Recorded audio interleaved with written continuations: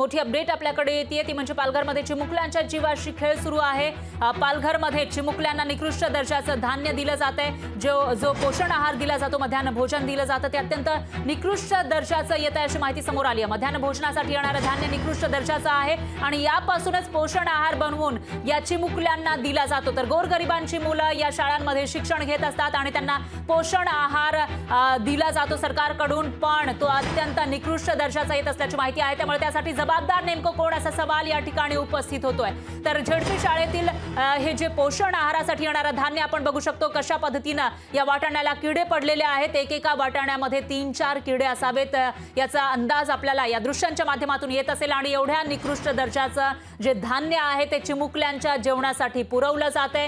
त्यामुळे यासाठी नेमका जबाबदार कोण असा सवाल उपस्थित होतो आणि त्यांच्यावर कारवाई कधी होणार हाही सवाल या ठिकाणी उपस्थित होतोय। दरम्यान लोकशाही मराठीनं हा मुद्दा उचलून धरल्यानंतर आता झडपीकडून कारवाईचं आश्वासन देण्यात आलं आहे, पण आतापर्यंत हा जो इश्यू आहे तो लक्षात का आला नव्हता असाही सवाल या ठिकाणी उपस्थित होतोय।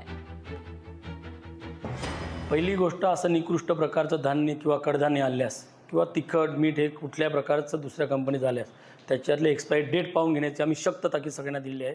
आणि अशा प्रकारचं त्या शिक्षकांनी निकृष्ट दर्जाचं धान्य किंवा तांदूळ हे उतरवून घेतलं नाही पाहिजे। एवढंच काय, आम्ही जर किलो मागे एखाद्या कट्ट्यामध्ये 200 जरी ग्रॅम तांदूळ कमी असतील तरी तो 200 ग्रॅम कट्टा तो उतरून घेऊ नये अशा प्रकारचे लेखी आदेश दिले आहे। तरीसुद्धा अशा प्रकारचे जर कुठं कडधान्य आढळून आलं असेल तर आम्ही सदरच्या शिक्षकांना त्यांना बळजबरी केली आहे का ते जुनं धान्य आहे की कसं आहे याचीच चौकशी करून त्याच्यावर कारवाई करण्याचा मी आत्ताच आदेश देतोय। दरम्यान याचा आढावा घेतलेला आहे आपले प्रतिनिधी प्रवीण बाबर यांनी।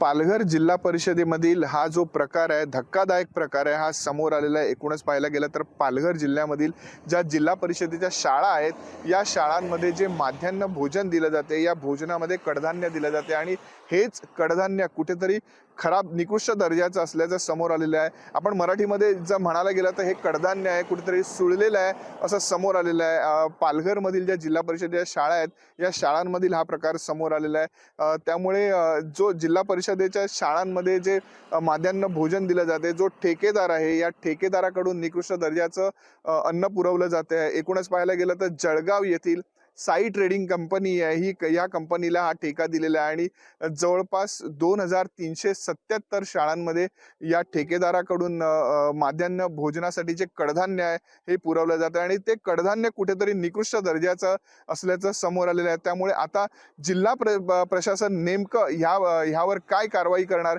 हे पाहणं महत्त्वाचं ठरणार आहे। लोकशाही मराठी ऐका, पहा, जागरूक रहा।